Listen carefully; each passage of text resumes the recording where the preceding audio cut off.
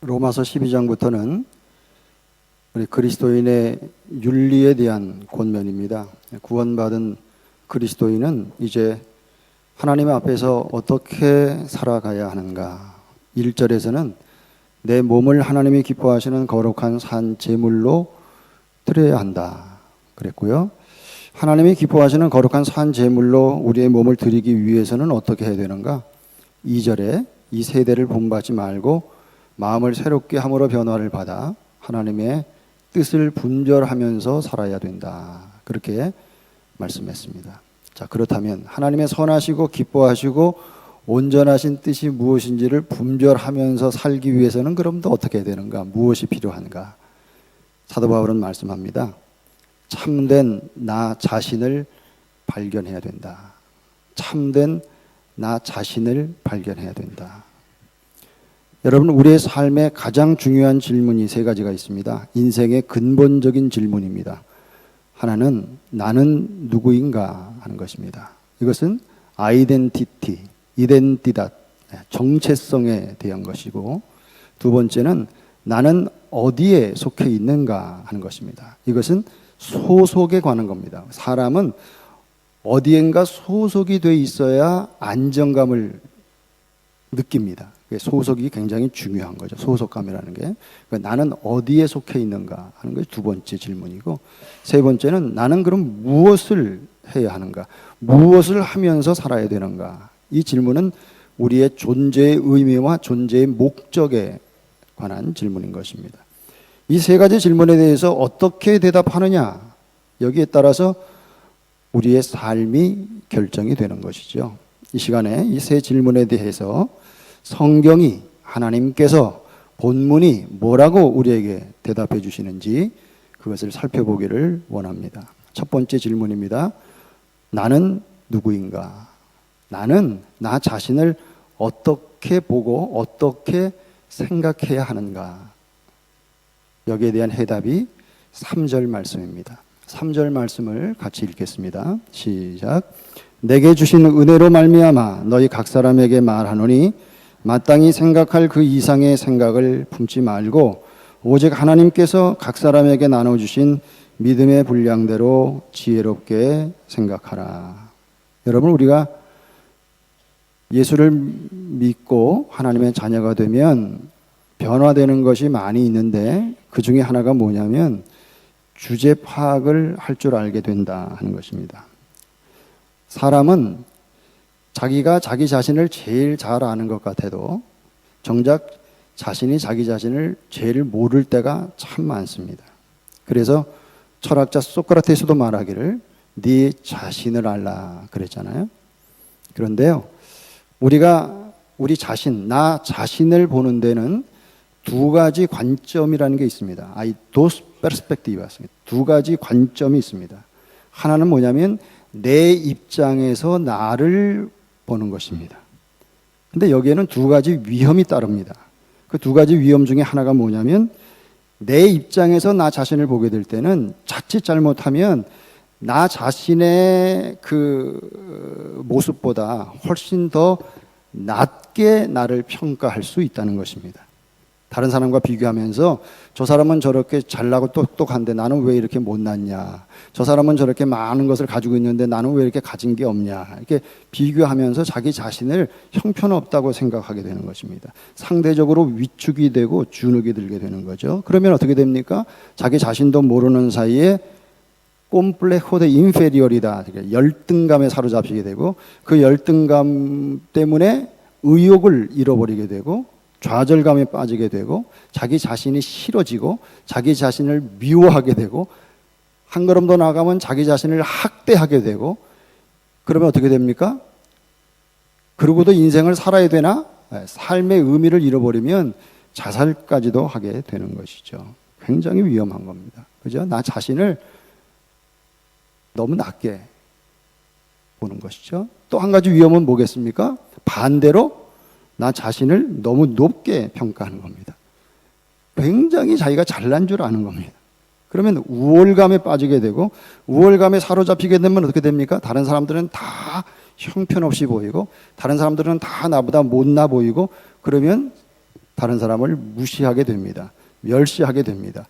자꾸 다른 사람이 못난 것에 대해서 화가 일어나게 되고 비난하게 되고 정죄하게 되는 것이죠. 이게 내 입장에서 나를 보는 두 가지 위험입니다. 또 한 가지, 우리가 우리 자신을 바라보는 또 다른 관점이 있습니다. 그것은 내 입장에서 나를 보는 것이 아니라 성경적인 관점에서 나를 보는 것입니다. 페르스펙티바 비블리카, 성경적인 관점에서, 다시 말하면 나 자신을 성경, 하나님의 말씀이라고 하는 렌즈를 통해서 나를 보는 것이죠. 여러분, 우리 그리스도인들은 하나님께서 나를 어떻게 생각하시느냐, 하나님께서 나를 어떻게 보시느냐 하는 것을 분명하게 이해할 필요가 있습니다. 그래야 건강한 자상, 균형 잡힌 셀프 이미지를 가지게 된다는 거죠. 이게 굉장히 중요한 것입니다.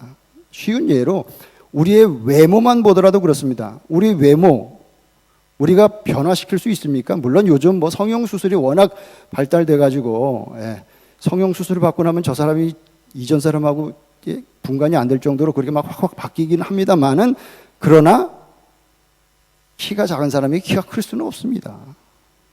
그렇잖아요?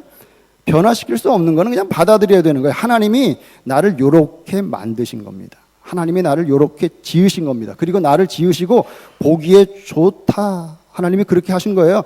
나를 요 모양 요대로 하나님이 디자인하시고 만드셨다는 거죠. 그리고 시편 139편에 보면 신묘막측하다 그랬어요. 신비롭게, 아주 기이하게, 놀랍게 우리 인간을 지었다는 거예요. 이게 하나님께서 우리를 보시는 외모입니다. 열등감, 컴플렉스를 가질 이유가 없다는 거예요. 키가 작다고, 눈이 작다고 그럴 필요가 없다는 거죠. 또 뿐만 아니라 하나님은 자기 아들을 아끼지 아니하시고 우리 모든 사람을 위해서, 나 자신을 위해서 내어주실 만큼 하나님은 우리를 사랑하시는 거예요. 나를 사랑하시고 나를 인정하시고 나를 필요로 하시고, 나는 하나님 앞에 그만큼 소중한 존재이다, 가치가 있다는 거죠. 아들 예수 그리스도를 십자가에 죽게 하기까지 나를 사랑하셨으니까, 그렇잖아요. 새로운 피조물이 돼서 이제 그리스도 안에서 예수 그리스도의 장성한 분량까지 계속해서 성장을 하고 있는 것입니다. 그 성장 단계에 우리가 어느 단계에 와 있든지 간에 하나님께서는 우리에게 이미 능력을 주셨습니다. 믿음을 주셨습니다. 하나님의 뜻을 발견하고 하나님을 기쁘시게 할 수 있는 그런 성령의 능력을 우리는 이미 받았다는 거예요. 내게 능력 주시는 자 안에서 내가 모든 것을 할 수 있느니라. 선한 일을 위하여 우리는 지음을 받았다 하는 거예요. 이런 관점에서, 성경적인 관점에서, 하나님이 나를 바라보시는 관점에서 나 자신을 보게 될 때, 발견하게 될 때 우리는 자신감을 갖게 되고 자존감을 갖게 되고, 뿐만 아니라 동시에 그 모든 것이 하나님의 은혜이기 때문에 교만하지 않고 겸손할 수가 있다는 것이죠. 3절 말씀을 보시면 너희 중 각 사람에게 말하노니 그랬습니다. 너희 중 각 사람에게. 여기서 우리는 중요한 교회론을 발견하게 됩니다. 여러분, 교회는 공동체입니다. 기독교는 공동체. 예수님께서 12제자 공동체를 만드셨습니다. 그리고 예수님께서 부활하시고 승천하신 후에 오순절에 다락방에 120명이 모였습니다. 공동체입니다. 그리고 성령이 임했습니다. 나가서 복음을 전했습니다. 그랬더니 3,000명, 5,000명, 나중에는 셀 수 없이 많은 무리들로 변했습니다. 이것이 교회라는 거예요. 여러분, 교회는 데노미나시온, 교파가 아닙니다. 성경 어디를 봐도 장로교, 감리교, 침례교, 프레스비테리아나, 메토디스타, 바우티스타, 그런 교파는 나오지 않습니다. 그건 사람들이 만든 겁니다. 그것은 절대 교회의 본질이 될 수가 없습니다. 교회는 꿀룹이 아닙니다. 교회는 클럽이 아닙니다. 교회는 엠프레사, 기업이 아닙니다. 교회는 조직이 아닙니다. 오르가니사시온이 아니라 오르가니스모. 다시 말하면 유기체라는 거예요. 유기체. 오르가니사시온이 아니라는 거예요. 살아있는 생명체라는 것이죠. 교회는 건물이 아닙니다. 에디피시오가 아닙니다. 이건 그냥 예배당입니다. 교회는 여러분이 교회입니다. 여러분 한 분 한 분이 교회인 것입니다. 마땅히 생각할 그 이상의 생각을 품지 말고 그랬어요. 소극적인 명령이죠. 뭐뭐 하지 말라 하는 것입니다. 마땅히 생각할 그 이상의 생각을 품지 말고. 스페인어 성경에는 nadie tenga un concepto de sí más alto que el que debe tener 그랬습니다. 쉽게 말하면 무슨 얘기냐면 주제 파악을 해라 그런 얘기입니다. 월권하지 말라 그런 얘기입니다. 여러분 요즘에 아르헨티나뿐만 아니라 이웃나라인 브라질이나 미국이나 한국이나 할 것 없이 세계 곳곳에 교회들이 몸살을 앓고 있습니다. 왜 그렇게 교회들이 시끄러울까요? 이유는 월권을 했기 때문입니다. 자기 일은 하지 않고 남의 일에 간섭하기 때문입니다. 자기 맡은 일에 충실한 사람은 다른 사람에 대해서 상관하지 않습니다. 대개 자기 일에 충실하지 않은 사람이 남의 일에 간섭하고 이러쿵저러쿵 말이 많은 것입니다. 다른 사람이 조금 부족한 모습을 보인다 해도 내 마음에 들지 않아도 정죄하거나 심판하지 마시기 바랍니다. 그럴 권리가 우리에게는 없다는 거예요. 아무리 잘못한 점이 있고 부족하다 할지라도 뒤에서 기도해주고 사랑으로 격려해주면 그 사람은 반드시 변하게 되어 있습니다. 이것이 기독교의 공동체고 그리스도인의 삶의 원칙이다 하는 것이죠. 소극적인 권면은 그렇고 적극적인 권면은 무엇입니까? 그 다음에 오직 하나님께서 각 사람에게 나누어 주신 믿음의 분량대로 지혜롭게 생각하라. Piense de sí mismo con moderación según la medida de fe que Dios le haya dado. 그랬습니다. 여기 믿음의 분량대로 그랬어요. 여러분 교회 안에는 다양한 사람들이 모여 있는데 사람마다 다 믿음의 분량이 똑같지 않다는 것입니다. 요 차이를 인정할 줄 알아야 된다는 거예요.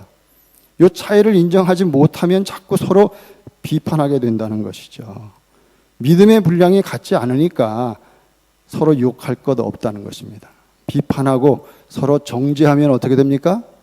그 공동체는 같이 죽는 겁니다. 하지만 서로 격려해주고 세워주고 이끌어주고 붙들어주면 같이 성장합니다. 각자 자기 자신의 위치를 잘 지키면 함께 사는 겁니다. 사람이 변하는 것은 비판하고 정죄해서 사람이 변합니까? 절대 그런 법이 없습니다. 사랑할 때 사람이 변하는 것입니다. 이것이 교회 공동체입니다. 나는 누구인가? 나는 하나님께 지음받은 하나님의 형상대로 지음받은 피조물이다. 나는 죄인이었으나 하나님의 사랑과 긍휼을 덧입어 구원받은 하나님의 자녀가 되었다. 나 자신을 바로 아는 것. 이게 굉장히 중요한 거예요. 두 번째 질문은 이것입니다. 나는 어디에 속해 있는가? 아돈데 스토이, 아돈데 메페르테네코 그런 거죠. 나는 어디에 속해 있는가? 이 질문에 대한 해답이 4절, 5절의 말씀이죠. 같이 읽겠습니다. 4절, 5절 시작. 우리가 한 몸에 많은 지체를 가졌으나 모든 지체가 같은 기능을 가진 것이 아니니 이와 같이 많은 사람이 그리스도 안에서 한 몸이 되어 서로 지체가 되었느니라. 우리 한글 성경에는 나오지 않습니다만 헬라어 원문에 보면 4절 말씀의 시작은 가르라고 하는 전치사, 왜냐하면이라고 하는 전치사로 시작이 됩니다. 이것은 우리가 왜 나 자신에 대해서 정확하게 아는 것이 그렇게 중요한가, 그 이유를 설명하는 내용인 거죠. 그 이유를 사도 바울이 설명하면서 우리 사람의 몸을 비유로 들고 있습니다. 우리 사람의 몸에 많은 지체들이 있지 않느냐? 그런 거죠. 몸은 하나지만 지체가 많다는 것입니다. 눈도 있고 코도 있고 입도 있고 손도 있고 발도 있고 우리 안에는 또 여러 가지 장기들이 있지 않습니까? 심장도 있고 위도 있고 간도 있고 뭐 대장도 있고 뭐 신장, 콩팥 뭐 이런 거 다 있단 말이에요. 눈에 보이는 것도 있고 눈에 보이지 않는 것도 있어요. 그러나 이 모든 지체들이 다 똑같은 기능을 하느냐? 아니라는 거죠. 눈으로도 보고, 코로도 보고, 입으로도 보고, 손으로도 보고, 그렇습니까? 그렇지 않다는 겁니다. 눈으로 보고, 코로 숨쉬고, 입으로 먹고, 손으로 만지고, 만들고, 발로 걷고, 뛰고, 다 각각 지체마다 푼시온이, 기능이 다르다는 거야. 마찬가지로 그리스도의 몸된 그 지체, 그리스도의 몸 안에서 우리는 다 하나의 지체들이라는 거야. 많은 지체들. 우리는 서로 다른 지체에 우리가 속해 있다 하는 것이죠. 속해 있다는 것은 서로가 서로를 의존한다는 것입니다. 서로가 서로를 필요로 한다는 것이죠. 그래서 formamos un solo cuerpo en Cristo y cada miembro está unido a todos los demás. 그렇게 말씀하고 있습니다. 쉽게 설명하면 참된 그리스도인은 어떤 사람인가?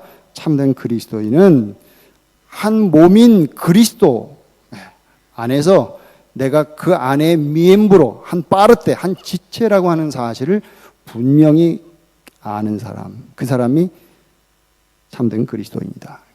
교회는 그리스도의 몸입니다. 예수님께서 십자가에서 피 흘려 값주고 사신 교회입니다. 그리스도의 몸을 이루고 있는 지체들, 여러분 한 분 한 분이 다 교회라고 하는 거예요. 몸은 하나지만 지체는 많이 있습니다.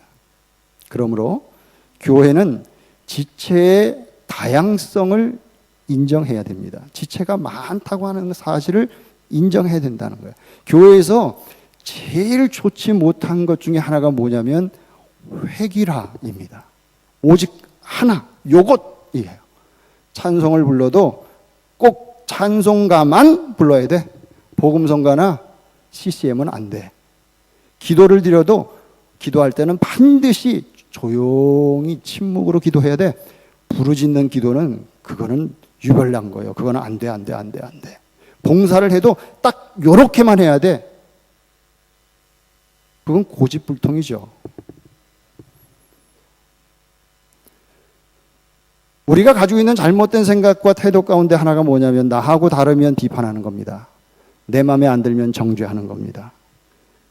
나와 다른 것을 틀렸다고 생각하기 때문에 그런 것이죠. 그러나 사실 다른 것은 아름다운 거 아니겠습니까? 다르기 때문에 하모니, 아르모니아, 조화를 이룰 수가 있으니까요. 그렇잖아요?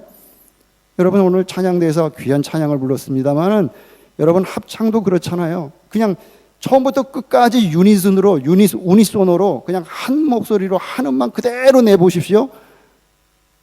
듣기가 좀 그렇습니다. 그래요? 밋밋하잖아요. 그러나 독창도 나오고 소프라노, 엘토, 테너, 베이스가 같이 이렇게 다른 음을 내면서 조화를 이룰 때 얼마나 아름다운 그런 찬양이 되느냐 그런 얘기죠. 그러니까 나하고 다르다고 그래서 욕하지 말자는 거예요. 오히려 격려해주고 축복해 주어야 마땅하다는 거예요. 하나님의 교회는 다양한 지체들이 다양한 역할을 하는 것입니다. 나보다 나이가 어리다고 교회에서 맡은 직분이 별로 없다고 그 사람을 무시해서는 절대 안 됩니다. 교회에 등록한 지 얼마 안 되고 신앙생활 한 지 얼마 안 됐다고 해서 오래 믿은 사람의 들러리처럼 그렇게 생각해서는 안 된다는 것입니다. 교회 안에서 들리는 이야기 가운데 솔직히 굴러온 돌이 박힌 돌을 빼내려고 한다. 그러면 안 되지. 이런 이야기가 교회 안에 들린다면 참 부끄러운 일이 아닐 수가 없습니다. 교회 안에서는 어떤 지체든지 모두가 다 소중한 존재고 중요한 존재고 꼭 있어야 되는 꼭 필요한 존재라는 사실을 인정할 때 그것이 주님이 원하시는 삶의 교회의 모습이고 성령 안에서 하나 되게 하신 것을 힘써 지킬 수 있는 길이라는 것이죠. 여러분 잊지 마십시오. 여러분 꼭 기억하십시오. 여러분은 교회에 다니는 사람이 아닙니다. 여러분 자신이 교회입니다. 여러분은 교회에 다니려고 하지 마십시오. 여러분 자신 자체가 교회가 되어야 하는 것입니다. 마지막 세 번째 질문은 그럼 나는 무엇을 해야 하는가? 깨데보아셀, 나는 무엇을 하면서 살아야 될 것인가? 거기에 대한 해답이 6절부터 8절까지의 말씀입니다. 같이 읽겠습니다. 시작. 우리에게 주신 은혜대로 받은 은사가 각각 다르니 혹 예언이면 믿음의 분수대로, 혹 섬기는 일이면 섬기는 일로, 혹 가르치는 자면 가르치는 일로, 혹 위로하는 자면 위로하는 일로, 구제하는 자는 성실함으로, 다스리는 자는 부지런함으로, 긍휼을 베푸는 자는 즐거움으로 할 것이니라. 우리에게 주신 은혜대로 받은 은사가 각각 다르다. Tenemos dones diferentes. 그렇습니다. 이 얼마나 감사한 일입니까? 우리 모든 사람이 다 똑같은 은사를 받았다면 교회가 되겠습니까? 아니죠. 얼마나 감사한 일이. 하나님은 우리 모두를 그냥 도매금으로 그렇게 취급하시지 않는다는 얘기예요. 우리 한 사람 한 사람을 우리의 각자의 특성과 은사에 따라서 우리를 특별하게 대우하시고 특별하게 대하시는 분이라는 거예요. 다루신다는 거예요. 받은 은혜는 같습니다. 그러나 은사는 각각 다르다는 거예요. 그러면서 사도 바울은 오늘 본문에서 7가지 은사를 이야기합니다.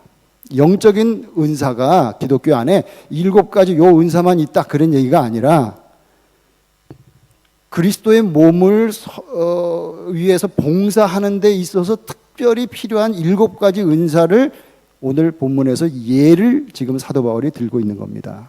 첫 번째 은사가 무엇입니까? 예언의 은사입니다.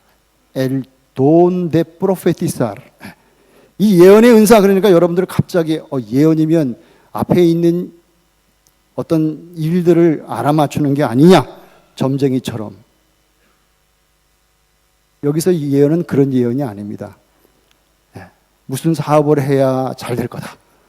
자녀를 미국으로 유학 보내라, 한국으로 보내라, 그런 거 앞에 일을 점치는 그런 예언의 은사를 얘기하는 게 아니라 쉽게 말하면 이 예언의 은사라는 것은 말씀의 은사를 말하는 것입니다. 하나님의 말씀, 하나님의 뜻을 깨닫고 잘 전달하는 것입니다. 하나님의 말씀으로 용기를 주고 하나님의 말씀으로 그 영혼을 잘 인도하는 거죠. 교회 안에 이러한 은사를 받아서 일하는 사람들이 보통 교역자들이죠. 목회자가 이 예언의 은사입니다. 그런데 믿음의 분수대로 그랬습니다. 믿음의 분수대로라는 것은 기독교의 믿음과 모순되지 않도록 하나님의 메시지만 전하고 그와 상관없는 내용은 전하지 말아라. 그런 거예요. 그 믿음의 분수대로. 그렇게 해야 된다는 거예요.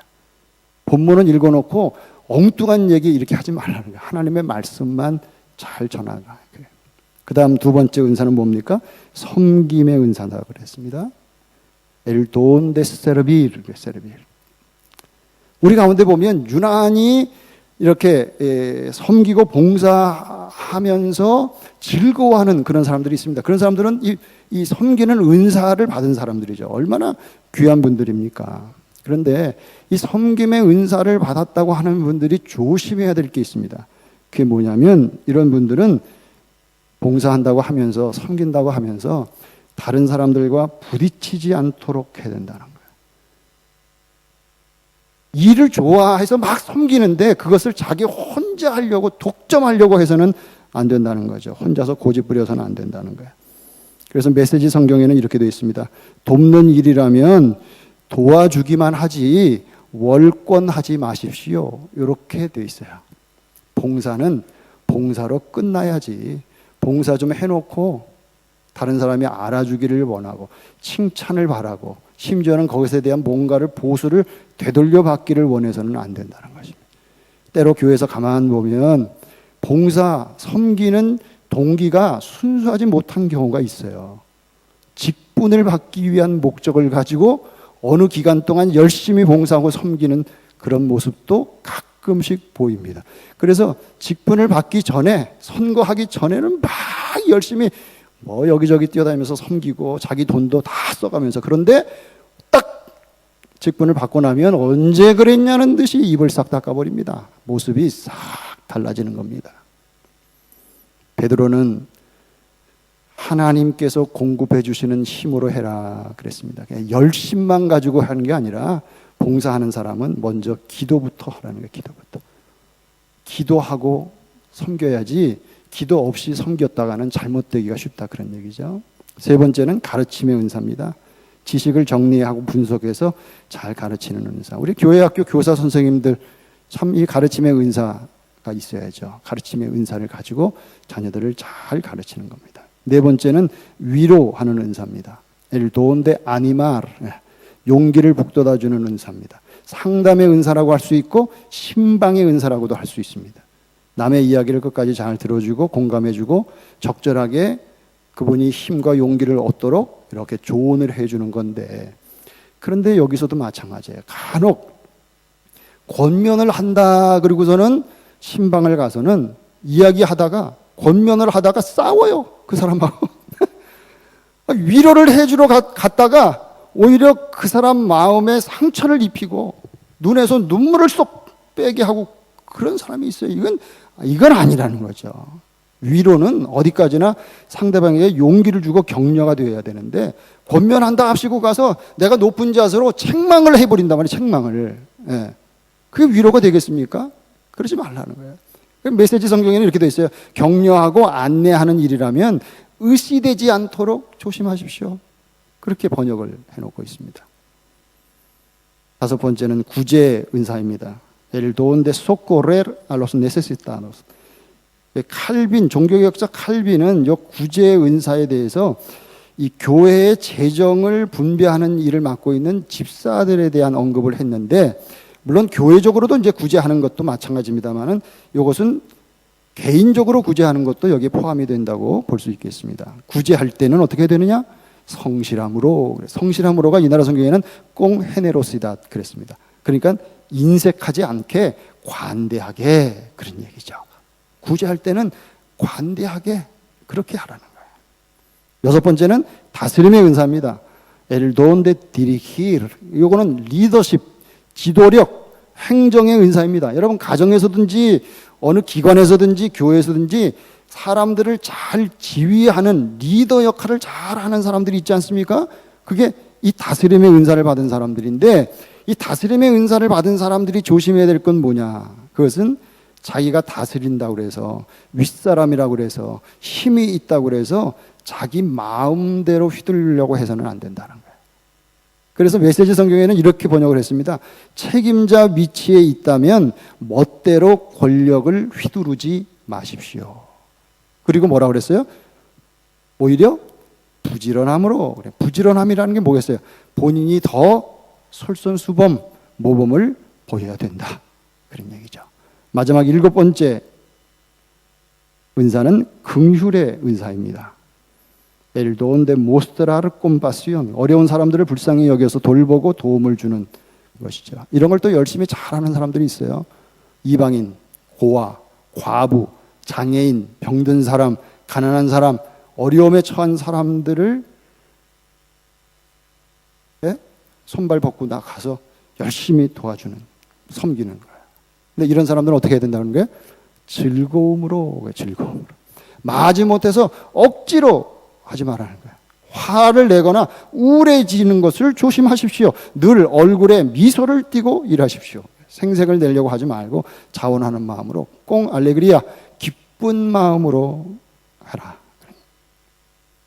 지금은 세상을 떠났습니다만 영국의 유명한 존 스타트 목사님이 그분의 로마서 강해에서 이 영적인 은사 리스트가 강조하는 것은 세 가지다 그랬습니다. 첫째는 은사의 근원, 엘 오리겐 델 돈. 은사의 근원은 하나님, 그리고 그분의 은혜다 그랬습니다. 하나님이 은혜로 어련히 알아서 우리 각자에게 적절한 은사를 다 주셨다, 그런 얘기예요. 두 번째는 은사의 다양성입니다. 다 각각 다른 은사를 주셨기 때문에 서로 은사를 비교할 필요 없다는 거예요. 다른 사람의 은사를 부러워할 필요도 없다는 거예요. 내게 주신 은사를 먼저 깨닫는 것이 중요하고, 그것을 기뻐하고 감사하고 그것을 개발하고 그리고 그것을 활용하는 것이다. 세 번째는 은사의 목적이다. 은사의 목적은 그리스도의 몸을 세우기 위한 것이다. 교회 공동체의 덕을 세우기 위한 것이다. 그랬습니다. 여러분, 그렇습니다. 은사는 1차적으로 나를 위해서 하나님이 주신 게 아니라는 것입니다. 다른 지체들을 섬기라고 주셨다는 거예요. 그러니까 이 은사를 잘 활용해서 다른 사람을 위해서 봉사하고 잘 섬기게 되면 하나님과 나만이 아는 신비스러운 그런 행복감을 맛볼 수가 있게 되는 것이죠. 아무쪼록 세 가지 근본적인 인생의 질문, 나는 누구인가? 나는 어디에 속해 있는가? 나는 무엇을 해야 될 사람인가?